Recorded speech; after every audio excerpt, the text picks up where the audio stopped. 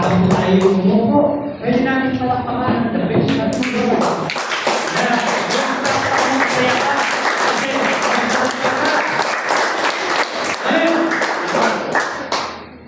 Kasi po, kung gaano po consistent yung ulan, yung naman yan, dapat po, mas lalo po consistent, mas salamat. Amen? Kasi doon po nasisiyahan ng Diyos. Kapag dami natin, ulit-ulit po sinasabi ng Diyos, ibigay natin yung pinaka-best natin. Lord! Amen? Amen. Hello. So, good morning po. Good morning. This morning po, dear Lord family, Lord Grace family ko po. Kumusta po kayo?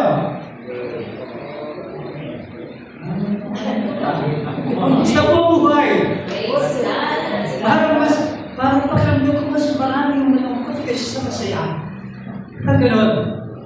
Di ba mas matang yung best na patay? Kung nag-extend na hindi ko na. Ang maraming malungkot. Speaking of best na patay.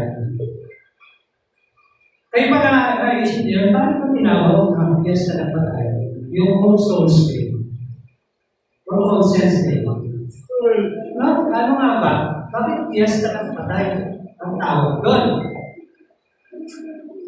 Kasi alam ko, ang All Souls Day, All Saints Day ay Catholic beliefs ko ito na ibig sabihin ay paggalang sa mga namatay. Yun po yung ibig sabihin no All Souls Day, paggalang sa mga namatay. Ngayon, kasi natin kasi fiesta, di ba pag fiesta masaya? Amen? Masaya ng tao? Busy ng tao? Ano yung pinaka-number one na, ano yung pinaka-main event sa fiesta? Harinan. Ano ba?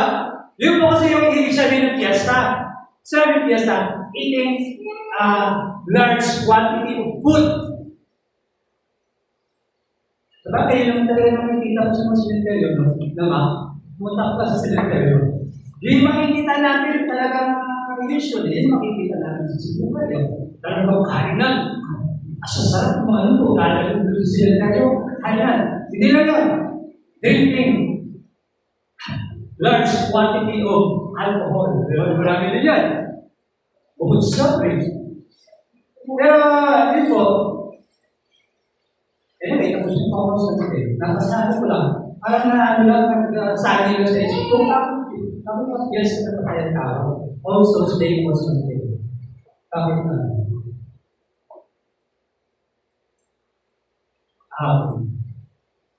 After na ito, nakasarap. Thank you. So, tapos na po ang All Souls Day. All Souls Day. At tapos na rin po yung aming series na One Church, One Vision. One Vision. Thank you, CJ. Talagang nagano si CJ. One Church, One Vision. Tapos na po yun. Okay? Tapos na po yun. Pero sabi ko nga kanina, dapat yung alam ng pagsamba, pagpupuri at pagpapasalamat sa Diyos, hindi mo natatapos. Hello! Hello, praise ko to. Hello! Dapat po, hindi. Bakit dapat umaalat pa? Yung gano'ng umaalat, yung parang hindi ka magpipigilan, gusto mong himigdat, gusto mong bumulong. Huwag ka lang magtanggalan na rin.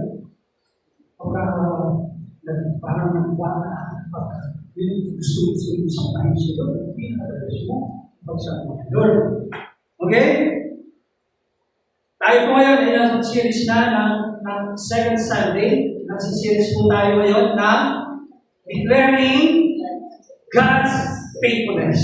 O di ba? Yung series natin, pagpapahayag ng katapatan ng Diyos. Yun po yung Tagalog ng Declaring God's Faithfulness. At bakit nga po ba natin kailangan kailangan ipahayag ang katapatan ng Diyos. Pag sinabing faithfulness, katapatan po ng Diyos ang pinag-uusapan dito. Bakit po ba natin kailangan ipahayag yan? Pag sinabing ipahayag, kinukwento mo yung katapatan ng Diyos. Nagagawa mo ba? Ha? Dapat. Kasi dyan po nasisiyahan ng Diyos natin. Kapag ikinukwento natin sa iba ang katapatan niya. Hello? By the way, the Lord praise family ko tol. Ramdam po ba talaga natin ang katapatan ng Diyos sa buhay natin? Amen! Dapat! Kasi kung hindi po tapat ng Diyos sa atin, baka, wala po sa kanan. Alam ko po, marami pong tao ngayong panahon na ito, nagpapanik-panik. Yung iba, bakit wala sa church? Nasa grocery. Totoo, nagpapanik-panik na yung mga tao kasi kailangan yun. Grabe! Lakas pagyo! Pero praise God. Praise God. Yung mga talador, praise others. Ang payapa, nagpupunta sa bahay para ng Diyos. Bakit? Yan ang kalimati ko na. Ano ba sinasabi ng Diyos sa salita niya? Philippians chapter 4, verse 6.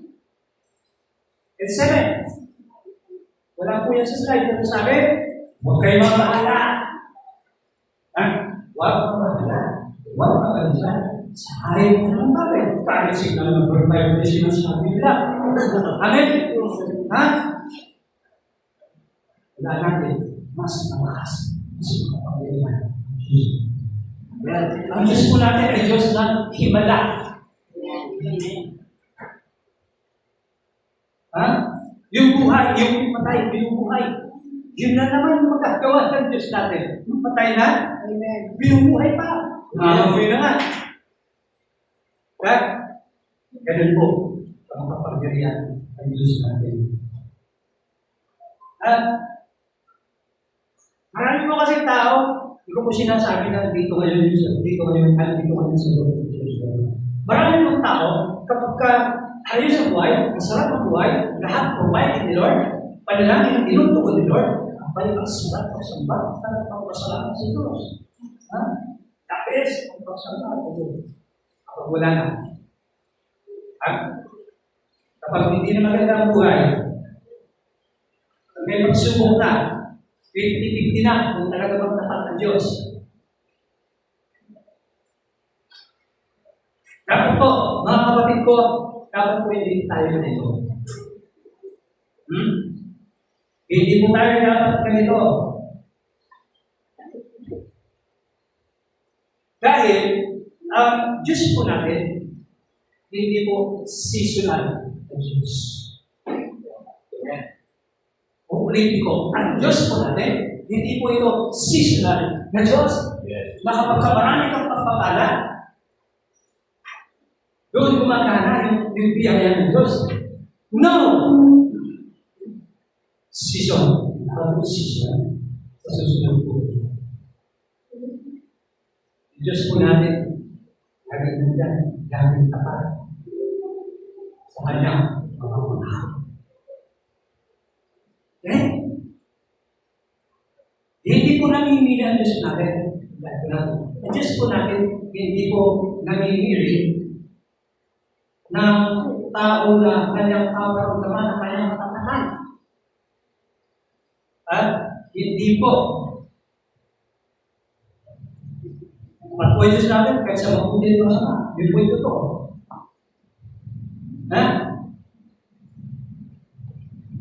Sabi ko ng Biblia, masusulat po yan. Baka controversial po sa inyo, controversial sa inyo yung sinabi ko. Ang Diyos natin, tapat, sa mabuti at masama. Bakit? Pinaparamdam niya yung kanyang pagmamahal sa tao na mabuti at masama. Talaga gusto? Yes, nasusulat. Saan? Matthew chapter 5, verse 45. Nasusulat po yan. Nasa slide. Sabi, sapagkat pinagsisikan, sabi po sa Matthew chapter 5, verse 45, sapagkat pinasisikan niya ang araw sa mabuti, ganun din sa masasama. Nasusulat hindi. Mabuti po ba ang Diyos sa lahat? Sabi niya mabuti sa mabuti at masama. Pinasisikan din ang araw at pinaparamdam yung ulan. Totoo ba hindi? Totoo. Pag umulan ba, yung mga masasama at mabuti nakatotoo. Lahat ng masasama sa labas. Magpasakit. Lord, mabubuti sa Lord. Meron ba gano'n? Wala, di ba? Kasi sabi, parehas na pinaparanas ni Lord ang araw, ang ulan sa masama at sa mabuti. Tapat po ba ang Diyos? Amen? Amen. Kasi tayo, minsan din tayo nagiging na kabilang doon sa mga sinasabi ng masama. Agree me. Kabilang din tayo sa mga manununod ng may kulay. Kabilang din tayo sa laging nagpapahitamis, laging nagpapahitamis na umusong. Ha? Kabilang din tayo sa paramihan ng boyfriend, girlfriend.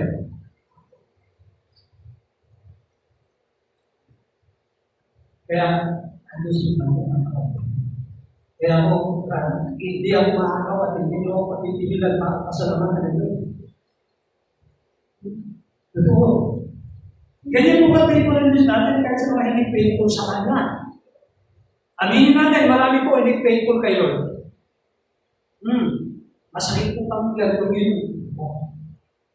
So, what's ito? Ang dami pong tao, marami pong tao, majority ng tao, sa mga bahay, nanunod ng balita, inaabangan kung kailan, anong pasok ng bagyo. Ganun, totoo po yun. Uulitin ko, our God is a faithful God. Kahit sa hindi faithful. Ibig sabihin ba yan? Pastor, okay lang po ba ng buhay na walang Kristo sa puso? Okay lang po ba, Pastor, na hindi mo makapit si Jesus? Ganun dyan, pinagpanginoon ko. Kasi sabi dyan, parehas lang naman palang pinaparanas nila sa mabuti at masasama. Yung kanyang kabutihan.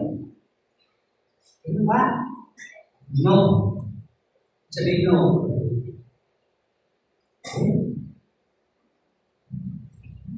They know.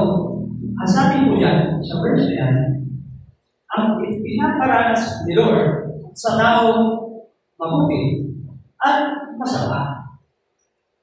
Dalawang bagay lang. Ano yan? Nakikita yan. Ulan at araw. Tama ba? Ganun ba? Wala ba? Araw, masulan. Araw at wala ka lang ganun. Ay, kaya sisikat ang araw sa pagpapigay sa masama at mapaulan. Yan lang po yung sinabi ng Diyos na malalasan ng mabuti at masama. Pareho bilang malalasan yan. Okay? Pero, ito, pagdating po sa pangako ng Diyos, yung masasama, wala yun. At yung masasama, pagdating sa pangako ng Diyos, wala kang aasahan. Hello? Huwag mo sasabihin, okay lang naman pala, Pastor. Kahit na okay na ako dito sa nakasanayan kong buhay, Pastor. Wala na ang ilang maranasan mo. Pero yung magandang pangako ng Diyos, hindi na tayo maranasan. Maliban na. Maliban na, mga kapatid. Sabi ng Biblia, kapag tayo ay nagsisi, anong balik ko sa kanya? Acts chapter 4, chapter 3, verse 19. Sabi mo niya dyan, pwede pa basahin natin para mabuhay yung dugo natin. Malakas kapag ba Sabay-sabay. Ready? 1, 2, 3, basa. Kaya sisirain kayo at maglilingkod sa Diyos.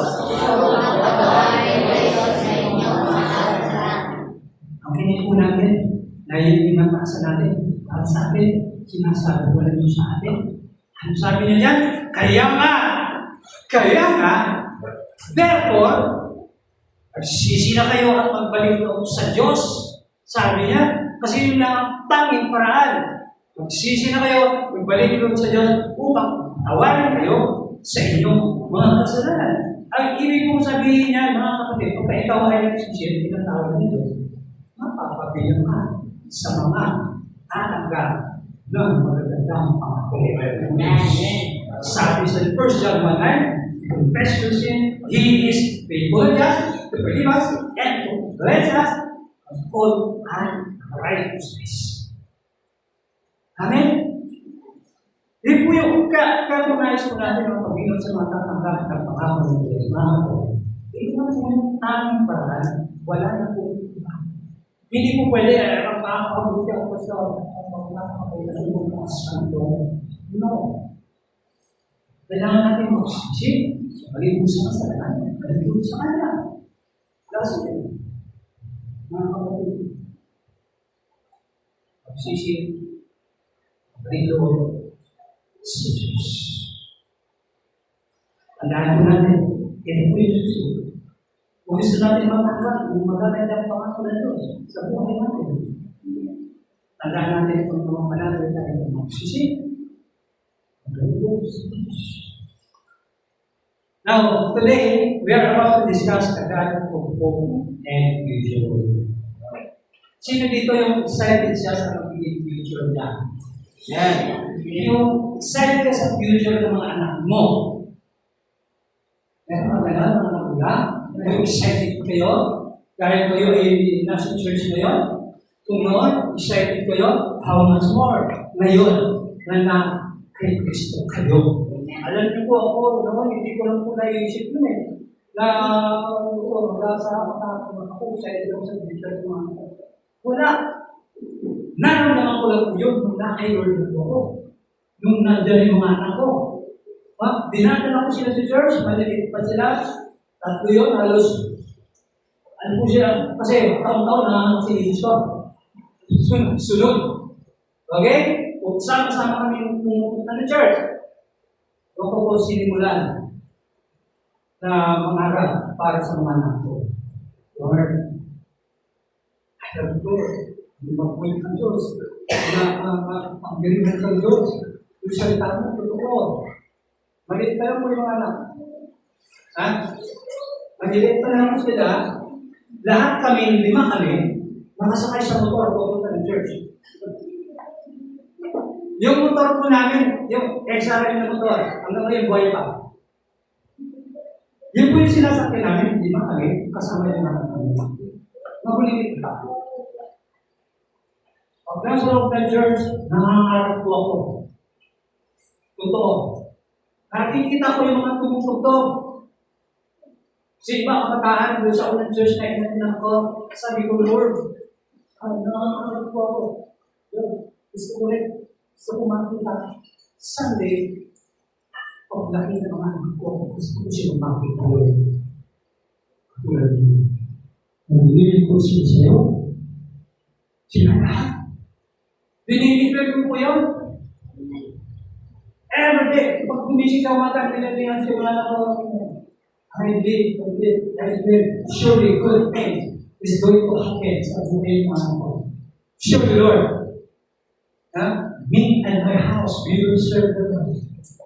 Praise God. Glory to God. Sa panahon na ito, nakakita ko na po yung pangarap ko. Kaya ganun po masaya.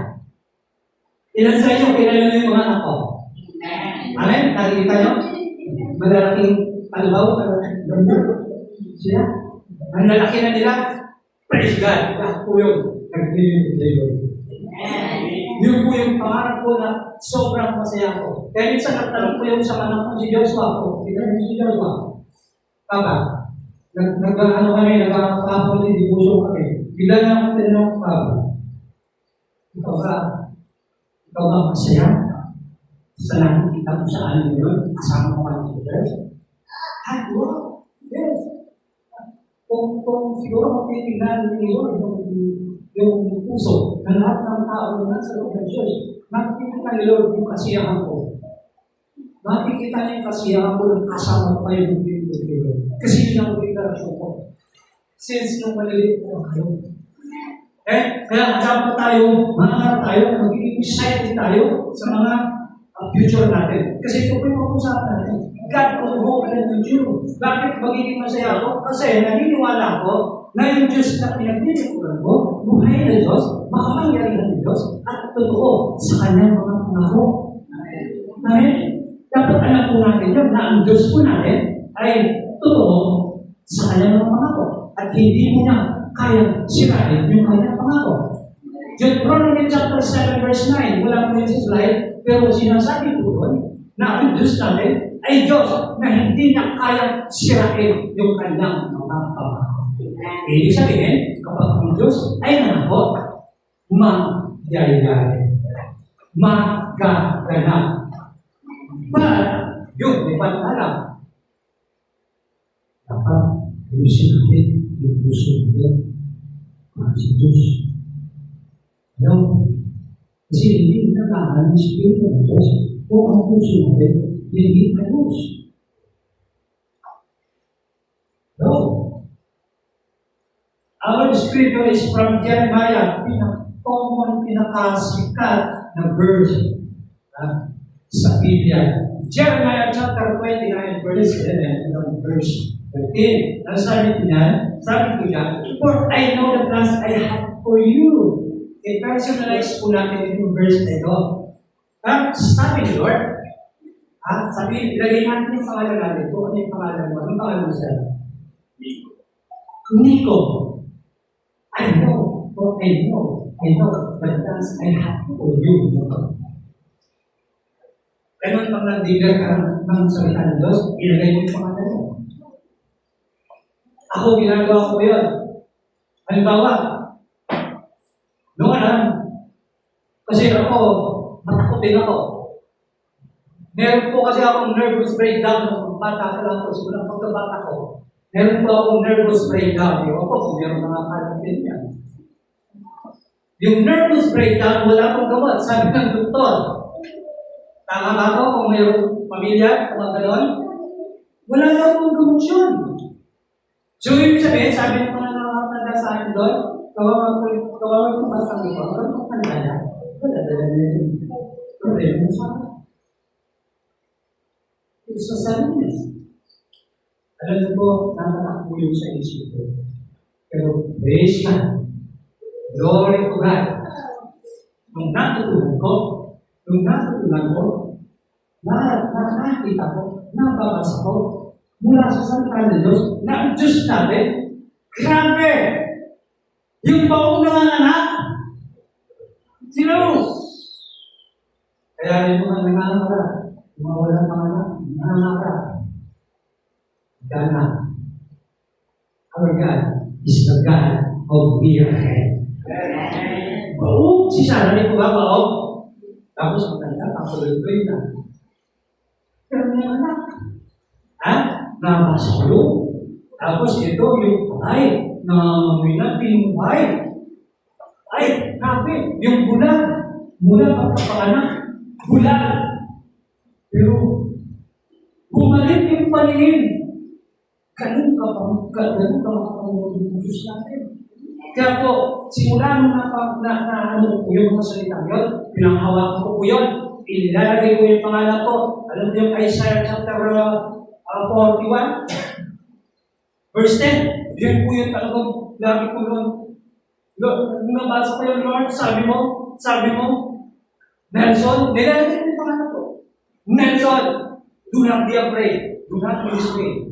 For I am the Lord your God. Huwag kang matakot. Ako ang Diyos mo.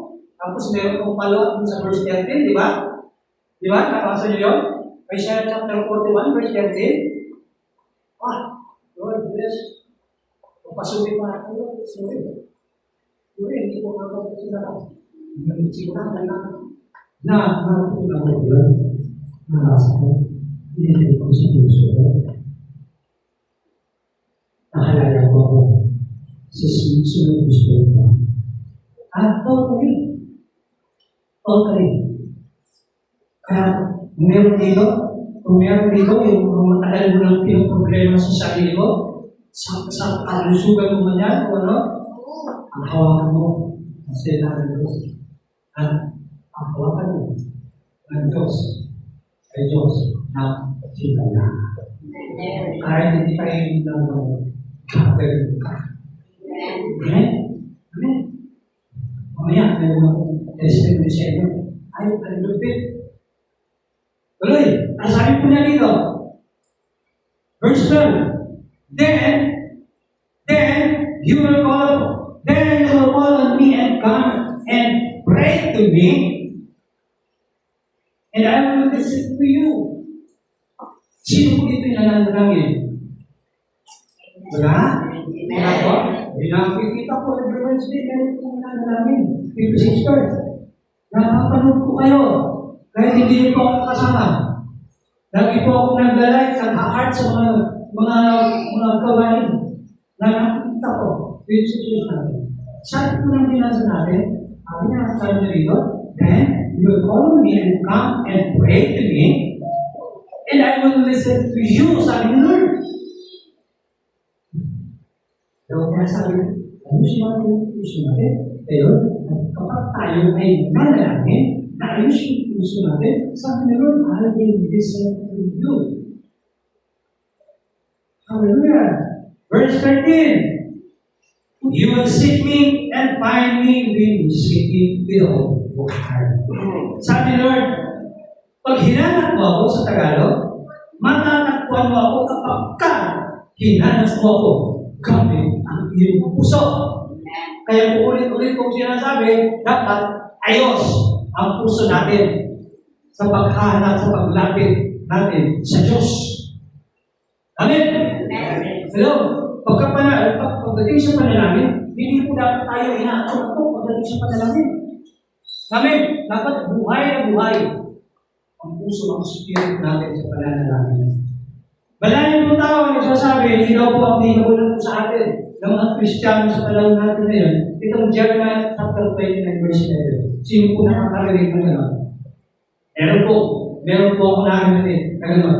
Minsan, matali ko pang kaibigan, nagulat ako. No? Bigla nag-usap kami, bigla na akong tinanong ng ganito, bigla na akong sinabihan ng ganito. Pastor, ano mo, paliwanag mo sa akin yung Jeremiah 29:11. Nung binasa ko sa kanya, sabi niya, ano? Yun, malino.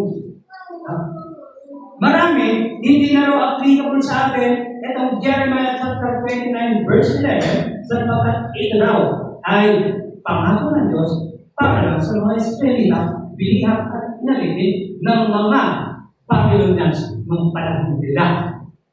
Okay? So, ibig sabihin, ang pinupunto doon ng tao yun, ikaw ba kasama ka doon sa nabihan? Okay? Kasi sabi dito, itong panahon ng Diyos, para lang ito doon sa mga Israelites na nabihan ng mga Babylonians. Eh, sabi niya, kasama ka ba doon na nabihan? Kung kasama ka doon, pwede mong gagawin yan. Pwede mong gagawin yan. Okay?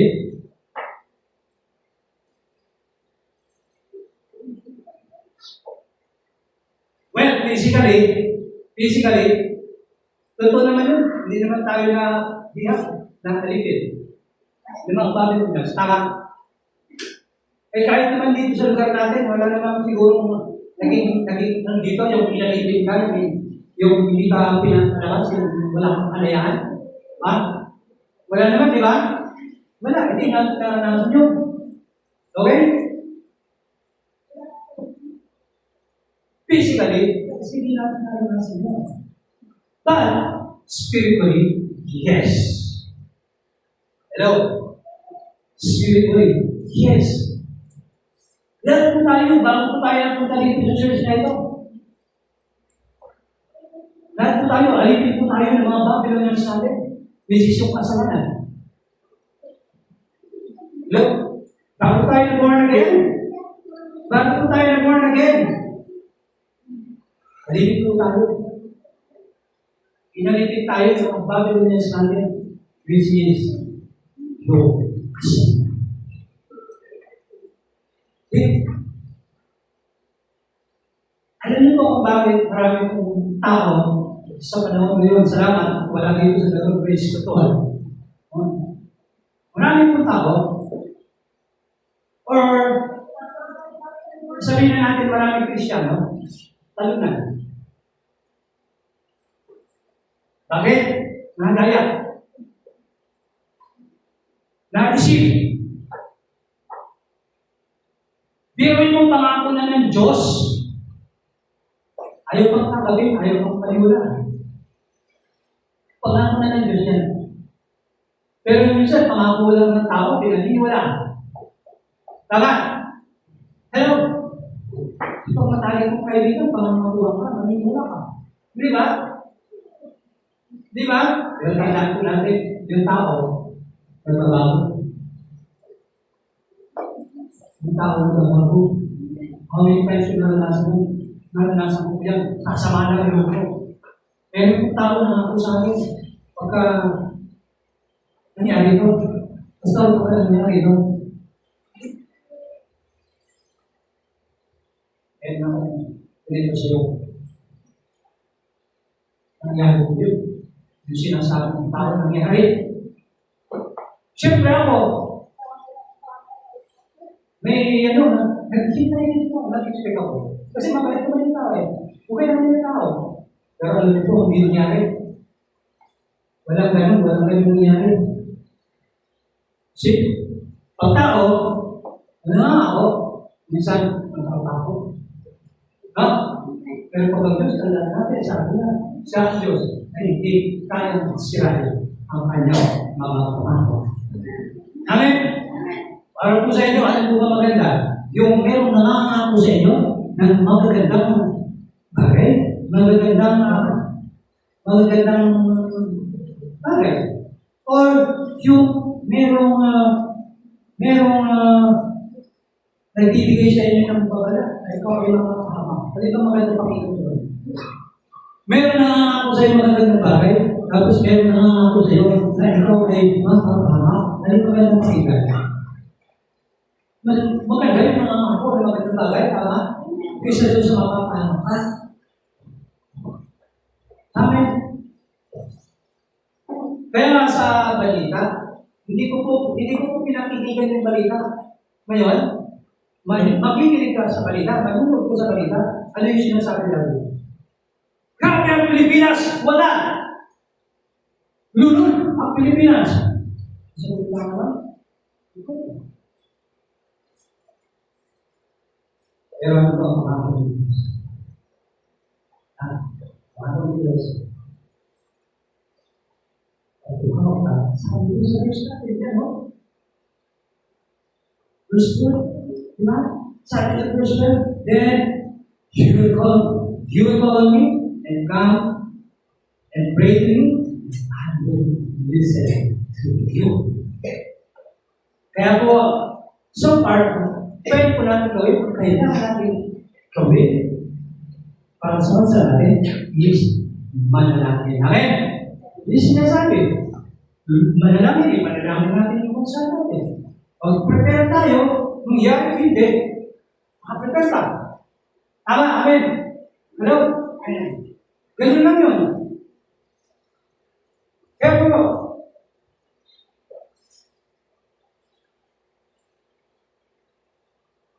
balik tayo doon sa sinabi ko kanina, bakit gano'n mga tao, gano'n mga Kristiyano, maraming talunan. Ha? Kasi nanadaya. Nanadaya po siya. Salamat sa Diyos. Salamat sa Diyos na nandito po kayo. Hello, mga kapatid ko. Salamat sa Diyos na nandito po kayo. Johan. At talagang pa ako naman ninyo siya.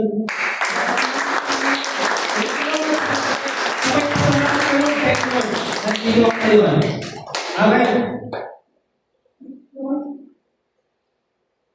Alam mo bakit? Merong magandang plano ng Diyos para sa inyo. Hello? Ha? Meron pong magandang plano ang Diyos para sa iyo, kapatid. Meron pong magandang plano ng Diyos para sa iyo. Ha? Kahit pa sabihin mo na meron kang kabigatan, nung pumasok ka sa church na ito, meron kang daladalang kabigatan. Tandaan mo, brothers and sisters, tandaan natin ito. Ang problema, merong katapusan. Hello? Hello? Hindi ko alam. Hindi ko alam. Only God knows kung sino po yung merong daladala may kabigatan sa pagpasok ko dito sa bahay sa bahay ko. Hanggat hindi ka bumibitaw sa Diyos, hanggat hindi mo binibitawan ang mga pangako ng Diyos, kapatid, magkakabuhay ka. Hello? Magkakabuhay tayo. Hanggat pinanghahawatan natin ang salita, ang pangako ng Diyos. The moment, mga kapatid, the moment na tinanggap mo si Kristo, the moment na tinanggap natin si Jesus as our Lord and Savior, the moment na tinanggap mo si Jesus as your Lord and Savior, at ikaw ay pumasok dito sa bahay-sambahan ito, you are, tandaan mo ito, you are considered as the anointed son and daughters of God. Hello? Alam niyo po ba kapag ka-anointed ka? Magkakabuhay ka. Alam mo? Pahawakan ko ninyo ito. Tingnan niyo yung kwento ng buhay ni David. Sino po nakakilala kay Haring David? Sa Bible. Kaya sinasabi sa inyo kung pangangawakan natin, paniniwalaan natin, na the moment tinanggap natin si Jesus, the moment na pumasok tayo dito sa church na ito, we are considered anointed sons and daughters of God. Tingnan niyo po si Haring David. Inanoint po si Haring David ni Prophet Samuel nung siya ay nasa loob ng tahanan nila. Tayo ngayon ay nasa tahanan ng Diyos. Amen. Hello, alam ba natin na sa tahanan tayo ng Diyos ngayon? Ito church na ito is tahanan ng Diyos. Si King David, inanoint po siya ni Prophet Samuel bilang maging susunod na hari ng bansang Israel. Simula noon, bata po si David, simula noon, naging matapang na po si David. Naging confident na po si David na anumang hamon, anumang challenges sa buhay niya, magtatagumpay siya. Proven po yan. Nakaharap na si Goliath. 1 Samuel chapter 16 verse 13, tignan niyo po ito. Nung inaano yung pinagpipilian kung sino yung ni Prophet Samuel sa magkakapatid, si David yung pinakabata. Si David ang nakapili. Ang sabi niya yan, kinuha ni Samuel ang sungay si Shida ng langis at binuhusan niya si David ng langis.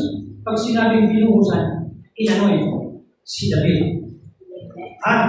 Kaya sabi ko sa inyo, the moment na tinanggap natin si Lord, si Jesus, as our Lord and Savior, pumasok tayo dito sa church na ito, we are considered anointed sons and daughters of God. Si Haring David, inanoy sa loob ng tahanan, simula nung siya ay inanoy. Pagbihira, kahit yung higap ni si Goliath. Sabi ko sa inyo, confident po si David. Simula nung naanoy siya.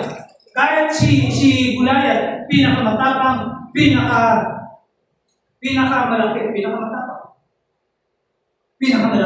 Tignan po, sabi niya, binuhusan niya si David ng langis sa harapan ng kanyang mga kapatid. Pag sinabing binuhusan ng langis, inanoy si David. At sabi niya dyan, katapos mabuhusan ng langis si David, nilukuban si David ng Espiritu ni Yahweh.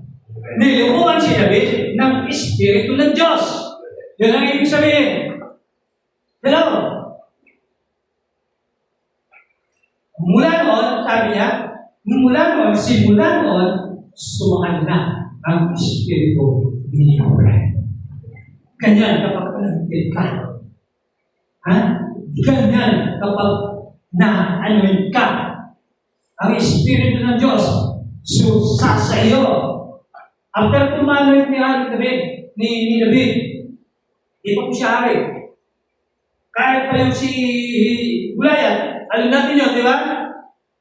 Lahat tayo pamilyar po ba tayo sa kwento ni David Goliath? Kaya, makakot, ginarap po ni David yun. Si Goliath, pinakamalaki, miyembro, lahi ng mga Philistine. Si Goliath, pinakamatapang. Ha? Ginarap po ni David yun na walang katakot-takot at nagtagumpay. Bakit? Bakit? Sabi po dito, ang Espiritu ng Diyos sumasa kanya.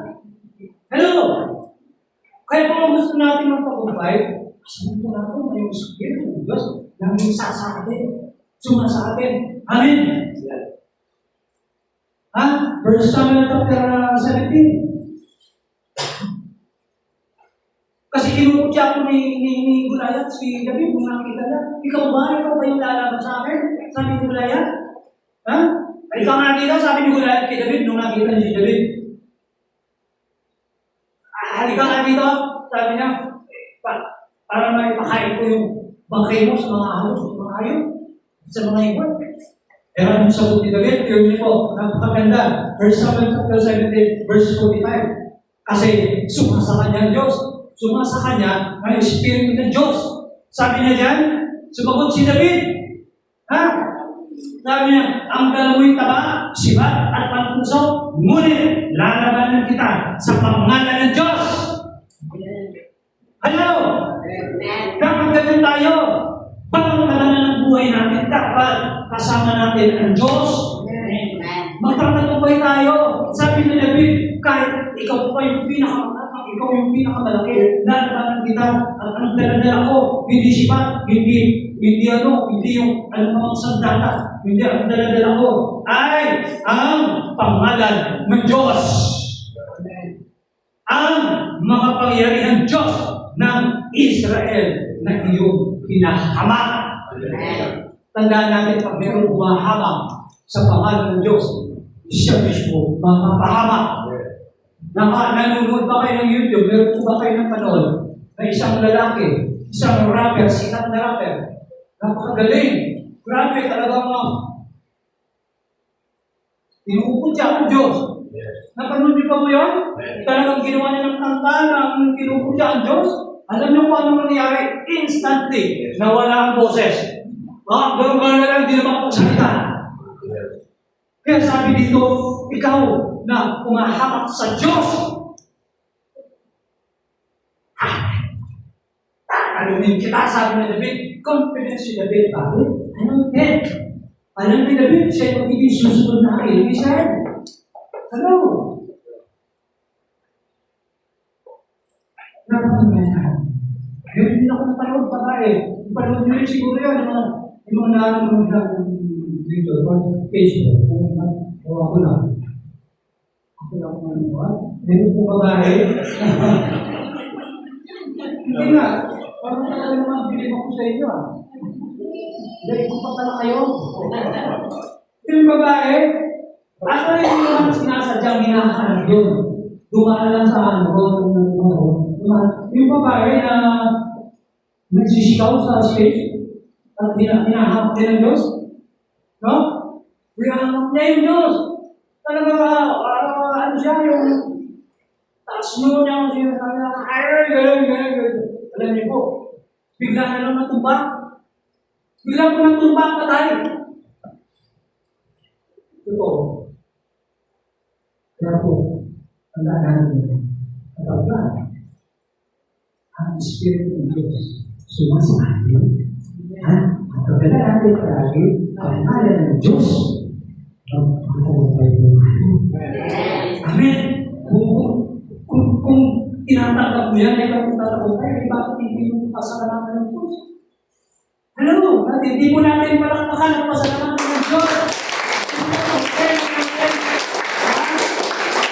Declaring God's faithfulness. Alam niyo po ba kapag pumapalakpak tayo, hindi tayo pumapalakpak kay Pastor. Pumapalakpak tayo dahil pinaparamdam natin ang Diyos. Ganun yun.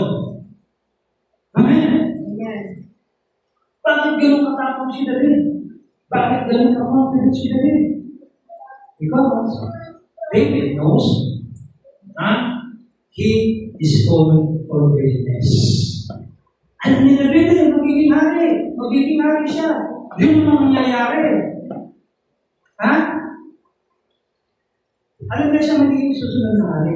Mga kapatid, our God is a God of hope and vision. Sabi po sa ating natin, He is a God of hope and future. Kaya po, excited tayo sa future natin. Yes. Amen? Amen. Hello! Dapat excited po tayo. Tulad ni David. Confident po si David. Kaya tayo din. The Lord reigns. International Ministry, RSCD at Udon. We are bound for greatness. Hello! Hello, tandaan natin sa bawat naganan sa ating mga buhay. Pangalan ng Diyos dapat pagdalagan natin sa salita ng Diyos. Ang siyang assurance natin for victory. Hello! Yun po yung katiyakan na magtatagumpay tayo kapag dala-dala natin ang pangalan ng Diyos. Amen. Now, how? Paano natin maranasan? How can you experience God's divine plan and hope in your life? Paano nga ba? Number one, perceive God's divine plan for your life. Perceive. Jeremiah chapter 29 verse 11, sabi niya, for I know the plans I have for you. Perceive. Tanggapin mo, paniwalaan mo. Amen. Amen. Gusto natin magtagumpay? Perceive the plan of God sa buhay mo. Okay? Dapat tanggapin natin at paniwalaan na mayroon pong magandang plano ng Diyos para sa atin nang walang kaduda. Amen?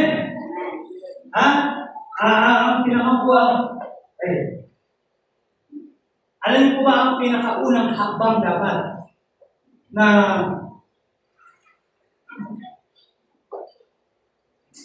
pinakaunang hakbang para matanggap natin ang mga pangako ng Diyos mula sa kanyang mga salita is to perceive. Sabi lang ng point number 1 natin. Okay? Kung sinabi perceive, ibig sabihin, nung ramdam mo siya, natuto siya. Tanggap mo siya nang walang kaduda sa puso mo. Ganun. What we need to do is to seek. Diba sabi ng word natin? With all your heart. Seek Him with all your heart. Seek His guidance. Yung gabay ng Diyos, lagi natin aasamin yun sa mga desisyon na ginagawa natin. Minor decision man yan o major decision, dapat magsisip po tayo ng guidance ni Lord. Amen?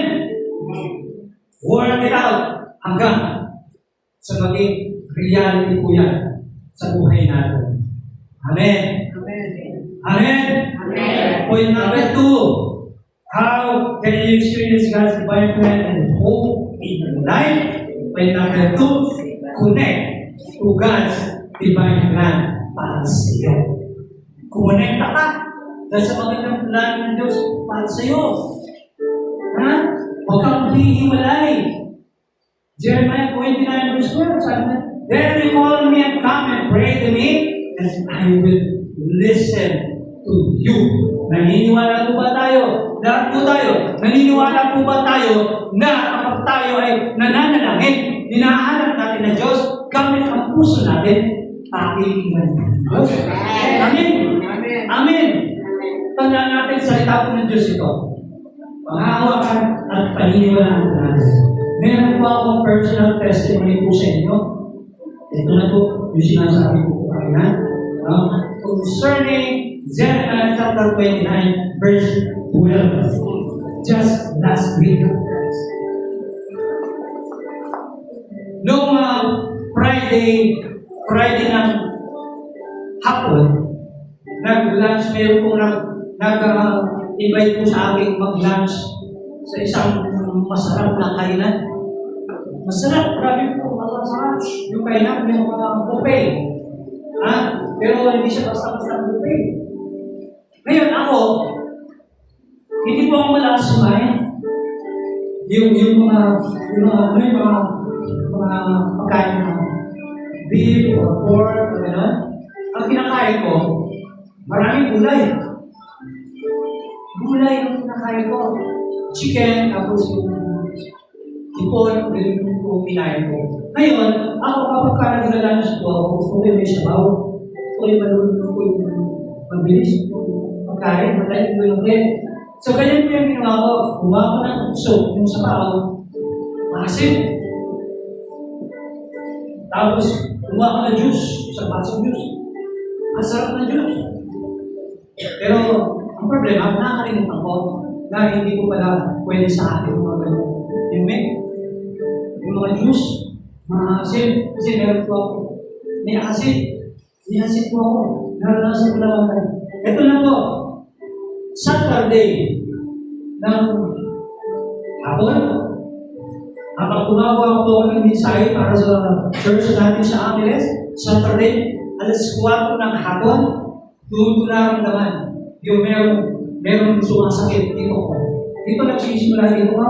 Pero hindi na iniinom ko lang, binabaliw lang ako kasi ang focus ko sa paggawa ng mensahe nila. Mula mahaba po na ako kapag gumagawa ko ng Jesus. Mahaba po kapag gumagawa ng Jesus.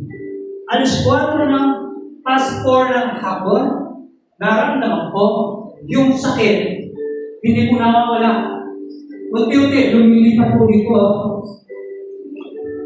Opo, kung ano na yung pinapaisip sa akin ng diablo, no! Tinatanggihan ko talaga. No! Hindi ko tinatanggap yan. Kasi di ba, pag may naramdaman ka sa katawan mo, ay ano ba kaya yan? Di ba ganyan yung sakit niya, ano? Tama? No! Nakapin ng Diyos. Meron akong authority. Ha? Kailangan akong Diyos. Kaya pag pinagsak gusto kong matutunan natin, yung paano natin gamitin yung ating authority bilang sons and daughters. Okay? Kaya po, yung nag-gawaan pa ako, meron pa ako action yan. Get out! Alam niyo po, hindi naalis. Kahit gawin yung ginagawa ko. Yung araw na yun, birthday ko lang. First up lang yan. Birthday money. Alas 5, hinihintay na ako ng pumunta ng Balibago. Nasa Balibago siya. Ngayon, 4:30 na, di pa ako makalis sa bahay. Bakit? Hindi ako makapag-drive ng motor. Ngayon, naisip ko, mag-commute na lang ako sige. Makapag-drive. Pero praise God, dumating po si Mark bigla sa bahay. Nakamotor, di ba panganay? Dumating si Mark. Mark, tama nandito ka. Huwag ka maalis. Huwag mo kong iwanan, Mark. Bakit pa? Asa, huwag mo kong iwanan, hindi ako makamotor. Hindi ko sinasabi sa kanya na meron akong nararamdaman. Nalala, umangkas po kay Mark. Pumunta ng Balibago. Diretso doon sa bahay ni Micah. Lalo naging severe yung aking pakiramdam. Kahit pa sinasabi ko, inaapin ko, I am healed. I trust in you. Nandun pa rin yung sakit ng tiyan ko, pero hindi ako nagpapatalo. Kahit ganun, hindi ko hinahayaan makasigit yung tiyan ko na bibigyan ako ng espiritu at magkatakot para mapunta ng ospital. Hindi. Dahil sabi ko, no, in Jesus' name. Listen, I believe, I am healed. I trust in Jesus. Alam niyo po, hanggang dito tumigil dito yung sakit. Hanggang birthday ni Maddie, buong birthday ni Maddie, grabe, hindi ko na ito eh. Kasi, nabasok ako sa kwarto, napapansin nila ako. Lalabas ako sa mga bisita, nakapasok ng kwarto, para naman pray.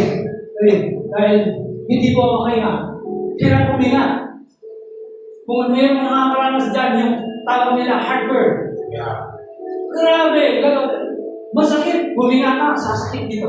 Pero praise God, sabi ko, okay Lord, dito lang yan, wala dito sa puso. Wala pa sa puso. Kaya, wait, Lord, why dapat iwanan ko sa inyo? Alam niyo ba? Tapos natapos yung birthday, nag-uwi na, umuwi na kami sa Angeles. Ito ngayon, naging problema. Hindi pa po ako mensahe. Ganyan yung pakiramdam ko. Hindi ako makatulog. Hindi ako pwedeng huminga. Kung mayroong makaranas na, grabe, hindi pwede humiga. Bakit? Tatakbo yung sakit. Tatakbo dito, hanggang dito sa bato. So, ibig sabihin, sa madaling salita, nakaupo mo hanggang alas 3 ng ganyan araw. Sabi ng asawa ko, hindi na nakakatulog. Okay na, matulog ka na. Muna, si Lord bahala sa akin. Alas 3 ng madaling araw, mag-pitch ako kinabukasan. Ay, ito pala. Friday night pala yung birthday. Pinapagahan Saturday. May March. Ako sa ganung kalagayan ako. Hindi ako katulog. Hindi makahigap ng patirencho. Nabuksan ko yung cellphone ko. Ito ba? Meron na message sa akin. Yung exortant and donors. Hindi pwede. Pastor, ikaw po muna ba? Pastor, ikaw po muna. Grabe. Lord, challenge accepted. Walang tulog. Pero sige, kung po simulan na magpapagod, one heart to heart tayo. Sinabi ko kay Lord, sabi ko, ako po, Lord, ito lang, dalawa lang ang pwede gawin sa akin ngayon sa sitwasyon ko ngayon. Ituturo ko, faithfulness of God, Lord. Karapat-dapat ba akong ituro yan? Ha? Faithfulness of God, na ituturo ko, Lord. Ngayon, Lord, dalawang bagay na ang pwede kong gawin sa akin yan. Dahil ako sa ospital, pero alam mo yun, Lord, ayaw ko sa ospital. Ayaw ko pumasok sa ospital sapagkat naniniwala ako na kaya mo akong pagalingin. Or, dahil ko sa ospital, or, pagkakalingin mo ako instantly, Lord. Kasi meron ba akong gagawin? Nag-aaral ng DJ, mag-aaral ka ng resource sa lawas, wala kang tulog, masakit pa yung pakiramdam ko. Pero, God is a faithful God. Yes. Hindi ko po pinipitawan yun. Totoo. Witness ko si Lord. Still Lord. Still Lord. Kahit, ano mangyari? No matter what, Lord. Magduhong ako sa mga pangako. Nasabi mo, hindi mo kami bibigyan ng puso at hindi namin kaya ng puso. Alam niyo ano sinabi ko po yung kay Lord? Ano yung feelings ko kay Lord?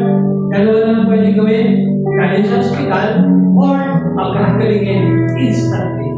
Wala pa ako ininom na gamot. Hindi ako ininom na gamot. Alam niyo po, naramdaman ko, unti-unti, yung pong sakit na siya ko, alam niyo po, unti-unti, parang gumagano, unti-unti yung parang nag-pain, parang kulay siya na, yung nakikita mo lang, yung puso na parang unti-unti ka mawala. Ha? Praise God! Praise God! Na-experience ko po yun. Bakit? Naniniwala ko that my God is a faithful God. Yes. He is a healer. Sabi niyo ba? God, our God, is a healer God. Is a miracle working God. Totoo po sa inyo. Ito po yung buhay na patulog ko sa inyo. Grabe. Walang tulog. Nakatayo po ng masayang puso ko nag-exhort sa Thomas. Ay, ganun po yung pakiramdam kapag yung Diyos sumasayo kapag si David, aramdam mo magtatagumpay ka. Amen? Tulad din David. Ganyan po, mga kapatid, ang kailangan po natin gawin. Ha? Kasi, gaano mataas, gaano maganda ang quality ng mga appliances sa bahay ninyo na hindi ninyo sinasakyan doon sa source of power. Wala po kwenta yun. Hello? Nag-isip ba? Ibig ko sabihin, kahit yung pinakamagandang quality ng appliances meron kayo, pero kung hindi nyo isasaksak sa source of power yan, walang kwenta. Hindi magagamit. So, ganun din po sa Diyos natin.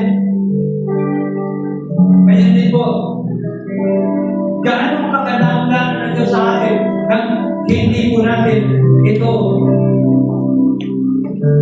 pinakakawakan, nang hindi po tayo connect sa Kanya, Useless po lahat yan.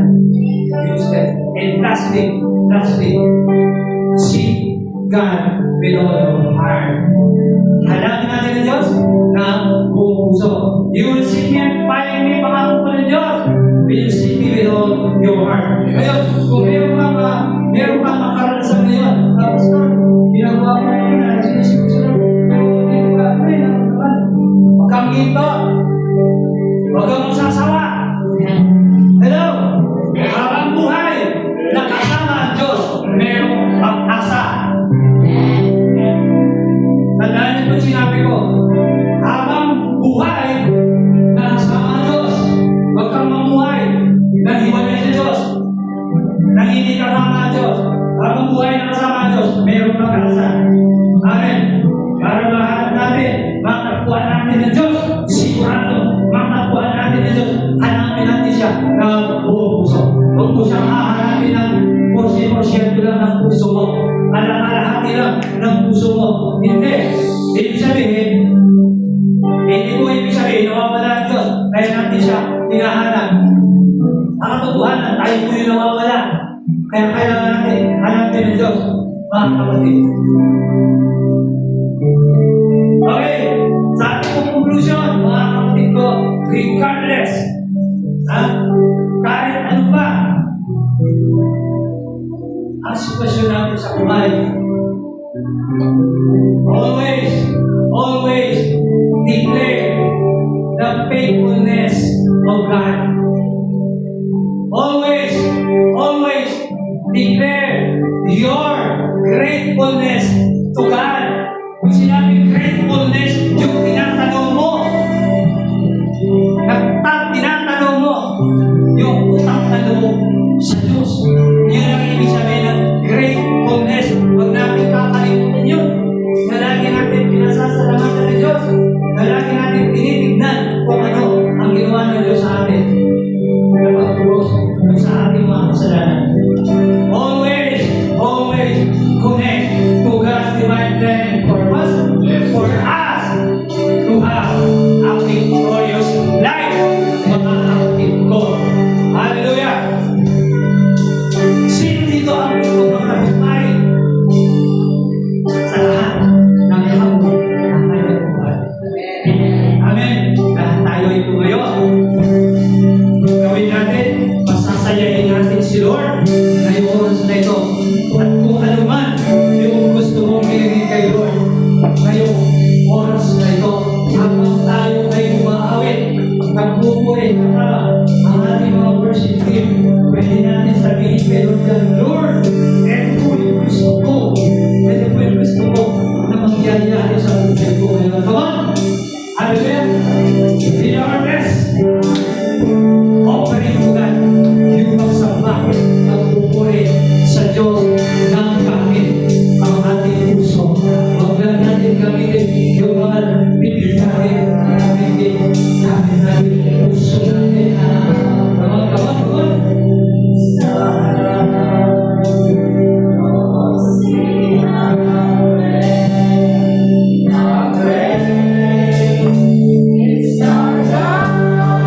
Sige, sabihin mo, how great is my God? Huwag kang papayag na malaya ka ng Diablo. Huwag kang papayag na pinupuluhan ka ng Diablo na hindi mo. Ang Diyos mo, hindi mo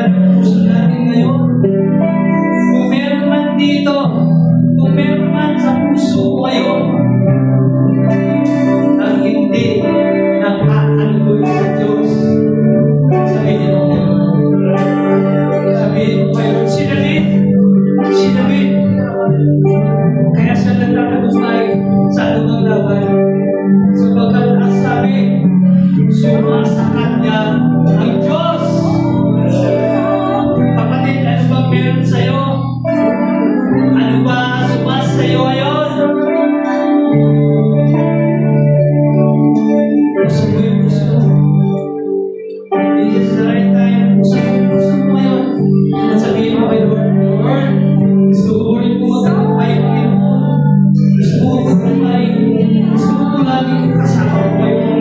Gusto ko po na ganatan mo ang pangalan mo. Hallelujah. Hallelujah. Mga kapatid, kahit sa sitwasyon po sa atin, maraming tao, negatibo. Maraming tao nagpapanik. Hindi nila alam kung anong gagawin nila. Salamat sa Diyos. Sabihin natin, salamat Lord. Pinili mo kami. Kahit kami ang kumain sa bahay mo. Alam natin, meron kang magkagawa sa kahit ano ba? Sitwasyon. Ang buhay namin ng basta.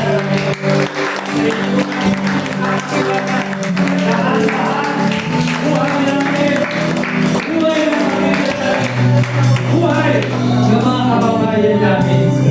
Salamat po sa mga ito. Salamat. Salamat sa mga pinakakilala sa pangalan ni Jesus. Amen! Amen! Salamat.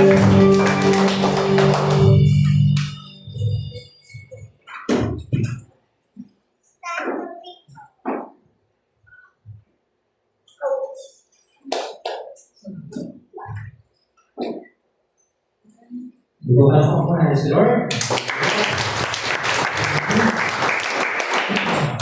Are we blessed po ba sa His Word? Napaka-ganda po yung tema natin. Declaring God's faithfulness. Ayan po.